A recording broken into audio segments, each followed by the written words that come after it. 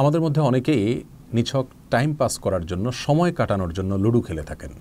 অনেকে তাস, দাবা অথবা ক্যারাম ইত্যাদিও খেলে থাকেন। এ সমস্ত খেলা আজকাল সরাসরি খেলার পাশাপাশি অনেকে অনলাইনেও খেলে থাকেন। নিছক সময় কাটানোর জন্য যদি এই সমস্ত খেলাধুলো করা হয়, সেখানে যদি কোনো প্রকার পারস্পরিক আর্থিক লেনদেন না হয়, ইসলামের শরীয়তের দৃষ্টিকোণ থেকে এ সমস্ত খেলাধুলা জায়েজ নাকি না জায়েজ সে বিষয়ে আজ আমরা কথা বলবো ইনশাআল্লাহ বিইذনিল্লাহ। শুরুতেই যে কথাটা বলে রাখতে চাই তা হলো, একজন মানুষের স্বাভাবিক বিকাশের স্বার্থে সাধারণ খেলাধুলা এবং সুস্থ বিনোদন বা চিত্ত বিনোদনের বিষয়টিকে ইসলামী শরিয়া অ্যালাউ করে বিশেষ কিছু শর্ত এবং মূলনীতির আলোকে। সে সকল মূলনীতি এবং শর্তকে খেয়াল করে যদি আমরা কোনো খেলাধুলা করি, কোনো বিনোদনের পন্থা অবলম্বন করি, তাহলে ইসলামী শরিয়ার দৃষ্টিকোণ থেকে সেটি নিষিদ্ধ নয় বরং অনুমোদিত। সে সমস্ত মূলনীতিগুলো কী কী, যেগুলোর ভিত্তিতে আমরা খেলাধুলা করতে পারি, সে বিষয়ে আমরা আলোচনার শেষাংশে কথা বলবো ইনশাআল্লাহ বিইذনিল্লাহ। শুরুতে আমরা দেখে নিই যে সমস্ত খেলাগুলো নিয়ে আমরা কথা বলছিলাম, সে সমস্ত খেলাধুলা সম্পর্কে কোরআন এবং হাদিসে সরাসরি কোনো কথা বলা আছে কিনা। এ বিষয়ে মুওয়াত্তা মালিক এবং সুনানে আবু দাউদ একটি হাদিস বর্ণিত হয়েছে, যেটি বর্ণনা করেছেন আবু মুসা আল আশআরী রাদিয়াল্লাহু তাআলা আনহু। সে হাদিসটির ভাষ্য হলো এরকম: মান লাইবা বিন নারদি ফাকাদ আসাল্লাহ ওয়া রাসূল, অর্থাৎ যে ব্যক্তি পাশা খেললো সে ব্যক্তি আল্লাহ এবং তার রাসূলের অবাধ্য হলো, আল্লাহ এবং তার রাসূলের নিষেধাজ্ঞাকে অমান্য করলো। মুওয়াত্তা মালিকের অপর একটি হাদিসে বর্ণিত হয়েছে যে আব্দুল্লাহ ইবনে ওমর রাদিয়াল্লাহু তাআলা আনহু তার পরিবারের লোকদেরকে পাশা খেলতে দেখলে প্রহার করতেন, শাসন করতেন এবং সেগুলোকে ভেঙে ফেলে দিতেন। ইমাম ইবনে তাইমিয়া রাহিমাহুল্লাহ মাজমুউল ফতওয়াতে একটি ফতোয়া উল্লেখ করেছেন যে ইমাম আবু হানিফা এবং ইমাম আহমদ ইবনে হাম্বল রাহিমাহুল্লাহ তাআলা তারা উভয় ফতোয়া দিয়েছেন যে ব্যক্তি পাশা খেলে, দাবা খেলে, এই ব্যক্তিকে তোমরা সালাম দিবে না, কারণ সে জঘন্য অপরাধে গুনাহে লিপ্ত। এই সমস্ত হাদিস এবং ফোকাহে কেরামের উক্তি থেকে দাবা এবং পাশা খেলা সম্পর্কে একটা পরিষ্কার নির্দেশনা আমরা পাচ্ছি। ইমাম মুহাম্মদ ইবনুল হাসান রাহিমাহুল্লাহ মুওয়াত্তা ইমাম মুহাম্মদের ভিতরে উল্লেখ করেছেন, লা খায়রা ফিল লাবি কুল্লিহা মিনান নারদি ওয়া শাতরাঞ্জি ওয়া গায়রি যালিক, অর্থাৎ দাবা, পাশা এবং এই জাতীয় যে খেলা আছে এগুলোতে কোনো প্রকার কল্যাণ নিহিত নাই, অর্থাৎ ইসলামী শরিয়তের দৃষ্টিকোণ থেকে এগুলো অনুমোদিত নয়। আমরা দাবা এবং পাশার পাশাপাশি এই জাতীয় অন্য খেলাগুলোর সম্পর্কে ইমাম মুহাম্মদ রাহিমাহুল্লাহ একটা উক্তি আমরা পাচ্ছি।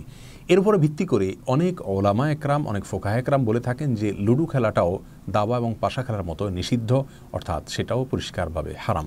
যদিও অনেক ফোকাহে একরাম সেটাকে মাকরুহে তাহরিমি বলেছেন, হারাম বলেনি। তার মানে নিষিদ্ধ হওয়ার ব্যাপারে ফোকাহে একরামের কোনো প্রকার দ্বিমত নেই, অর্থাৎ লুডো খেলা, এই খেলাটি দাবা, পাশা, অন্যান্য খেলার মতো নিষিদ্ধ খেলা।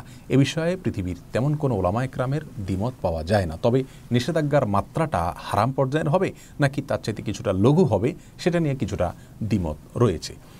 যদি কেউ কোনো প্রকার আর্থিক লেনদেন ছাড়া নিছক সময় কাটানোর জন্য লুডো খেলেন অথবা তাস খেলেন বা দাবা খেলেন, তাহলে সেগুলো ইসলামী শরিয়তের দৃষ্টিকোণ থেকে অ্যালাউড নয়। আর যদি সেখানে আর্থিক লেনদেন থাকে তাহলে তো সেটা ডাবল অপরাধ হবে। একদিক থেকে নিষিদ্ধ খেলা, অপর দিক থেকে জুয়ার মতো একটা পরিষ্কার হারাম কাজে লিপ্ত হওয়া। অতএব একজন মুসলিম আর্থিক লেনদেন থাকুক বা না থাকুক, এই সমস্ত খেলাধুলা থেকে নিজেকে দূরে সরিয়ে রাখবে। ইমাম নাসাই রাহিমাহুল্লাহ একটা হাদিস বর্ণনা করেছেন সূরা নাসাইতে, যে হাদিসের খোলাসা হলো এরকম যে এমন কোনো খেলা ইসলামী শরিয়ার দৃষ্টিকোণ থেকে অ্যালাউড নয়, অনুমোদিত নয়, যে খেলাধুলো মানুষকে আল্লাহ থেকে ভুলিয়ে রাখে। ইমাম বুখারী রাহিমাহুল্লাহ একটি অধ্যায় রচনা করেছেন সহিহ বুখারীর ভিতরে, যে অধ্যায়ের শিরোনাম দিয়েছেন এরকম যে এমন খেলাধুলা ইসলামী শরিয়ার দৃষ্টিকোণ থেকে অনুমোদিত নয়, যেই খেলাধুলা মানুষকে আল্লাহ থেকে ভুলিয়ে রাখে। প্রিয় দর্শক, ইসলামী শরিয়ার দৃষ্টিকোণ থেকে যে কোনো খেলাধুলা অনুমোদিত হওয়ার জন্য, যে কোনো খেলাধুলা জায়েজ হওয়ার জন্য কয়েকটি শর্ত রয়েছে। ফোকাহে একরাম বিভিন্ন হাদিসকে অ্যানালাইসিস করে, গবেষণা করে তারা সে সমস্ত মূলনীতিগুলো উল্লেখ করেছেন। তার ভিতরে সর্বপ্রথম মূলনীতি বা শর্ত হলো, খেলাধুলা হতে হবে এমন খেলাধুলা যার ভেতরে শারীরিক কসরত রয়েছে। ইসলামী শরিয়া যে সমস্ত খেলাধুলাকে অনুমোদন দিয়েছে, হাদিসে যে সমস্ত খেলাধুলার উপর আমরা অনুমোদন দেখছি, সেই সমস্ত খেলাধুলোতে শারীরিক কসরত রয়েছে, যেটাকে পার্থিব উপকারিতা বা ইহজাগতিক উপকারিতা হিসেবে আমরা ধরতে পারি। সেই সাথে সেখানে চিত্ত বিনোদন এটা যুক্ত হতে পারে, নিছক আনন্দের জন্য, বিনোদনের জন্য এটা হতে পারে। এটা হলো প্রথম শর্ত, যে সেখানে শারীরিক কসরত থাকতে হবে। লুডো, দাবা এই জাতীয় খেলা যেগুলোতে শারীরিক কোনো কসরত নেই বরং আরও শারীরিক স্থূলতা তৈরি করে, এগুলো এই শর্তের আলোকে নিষিদ্ধ খেলার ভেতরে পড়ে যায়। দ্বিতীয় যে শর্তটি রয়েছে তা হলো, সেখানে কোনো প্রকার আর্থিক লেনদেন পারস্পরিকভাবে হতে পারবে না খেলোয়াড়দের মধ্যে, তাহলে সেক্ষেত্রে সেটি জুয়ায় পর্যবেসিত হবে। তৃতীয় যে শর্ত রয়েছে তা হলো, এ ধরনের খেলা খেলতে গিয়ে সতর উন্মুক্ত করা চলবে না এবং বেপর্দা হওয়া চলবে না, অর্থাৎ নারী পুরুষ মিশ্রণ হওয়া চলবে না এবং নারী পুরুষের একে অন্যের পর্দা নষ্ট হতে পারে, পর্দার বিধান লঙ্ঘন হতে পারে, এরকম কোনো বিষয় সেই খেলায় থাকতে পারবে না। চতুর্থত, সে খেলা আল্লাহ থেকে এবং সালাত থেকে মানুষকে গাফেল রাখতে পারবে না। আল্লাহ থেকে এবং সালাতের ব্যাপারে মানুষকে উদাসীন করবে, এরকম পর্যায়ের আসক্তি সেখানে থাকতে পারবে না। 5 নম্বর শর্ত হলো, খুব বেশি সময় এই খেলার পেছনে ব্যয় করা যাবে না, নষ্ট করা যাবে না। কারণ একজন মুসলিমের কাছে তার জীবনের প্রতিটি সেকেন্ড অনেক বেশি মূল্যবান। মুসলিমের হাতে এত অতিরিক্ত সময় নেই যে সময় কাটানোর জন্য সে যা তা করে বেড়াবে। কোরআন কারীম আল্লাহ সুবহানাহু ওয়া তাআলা সফল মুমিনের বৈশিষ্ট্য উল্লেখ করতে গিয়ে বলেছেন, ওয়াল্লাযীনা হুম আনিল লাগবি মুরিদুন, যারা অনর্থক এবং অযথা কাজ থেকে বেঁচে থাকে। রাসূল কারীম সাল্লাল্লাহু আলাইহি ওয়াসাল্লাম বলেছেন, মিন হুসনি ইসলামিল মারই তারকু মা লা ইয়ানিহি, একজন মানুষের ইসলামটা সৌন্দর্যমণ্ডিত হবে যখন সে অনর্থক কাজ থেকে বেঁচে থাকবে।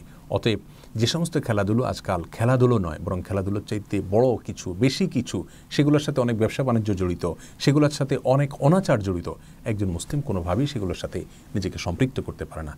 তাই আসুন সুস্থ বিনোদন চর্চা করি এবং যে সমস্ত খেলাধুলার পেছনে আমাদের শারীরিক কসরত রয়েছে সে সমস্ত খেলাধুলোকে ইসলামী শরিয়ার মূলনীতির আলোকে আমরা গ্রহণ করি। আল্লাহ সুবহানাহু ওয়া তাআলা আমাদের সকলকে প্রত্যেকটি ক্ষেত্রে কোরআন এবং সুন্নাহকে অক্ষরে অক্ষরে প্রতিপালন করার তৌফিক দান করুন।